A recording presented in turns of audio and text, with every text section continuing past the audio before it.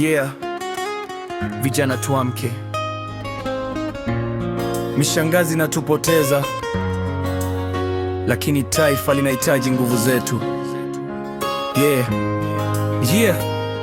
Tumezama kwenye tamu zisizoleta faida. Mishangazi na cheki tuangusha bila huruma. Ndoto tulizokuwa nazo zinayuka polepole. Kijana anakuwa kivuli cha nguvu zake mwenyewe. Mara nyingi tunajifariji, kesho nitaanza, lakini kesho inatupita kama upepo wa kaskazini. Tumeacha kazi, tumeacha bidii kwa ajili ya starehe zinazotumaliza taratibu. Kijana mwenye uwezo anageuka mtegemezi, kwa sababu moyo wake unafuata mili siyomsaidia. Wakati nchi inataka mikono yenye nguvu, sisi tunapotea kwenye mahaba ya muda mfupi.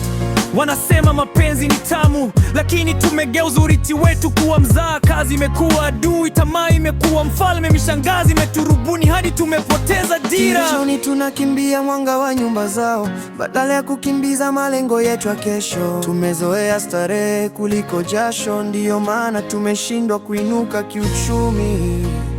Wengine wanajua kutudaka kwa maneno mazuri, wanatupa mapenzi ya dakika 5, lakini wanachochukua kutoka kwetu ni muda, nguvu na akili za mwanaume. Nchi inapoanguka lawama manywai, lakini hatuoni mchango wetu kwenye udhaifu.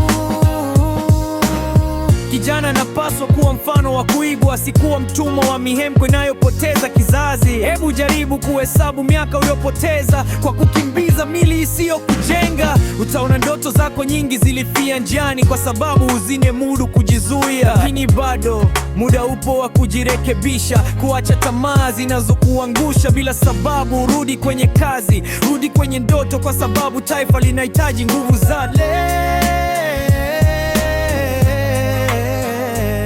leo. Simama kama mwanaume wa kweli. Chagua kazi kuliko starehe za kupoteza nguvu. Chagua kujenga taifa kuliko kumwaga uwezo wako bure, kwa sababu wewe ndiye kesho ya familia na nchi nzima. Vijana tuamke. Nguvu za taifa ni sisi. Tuteburi kazi,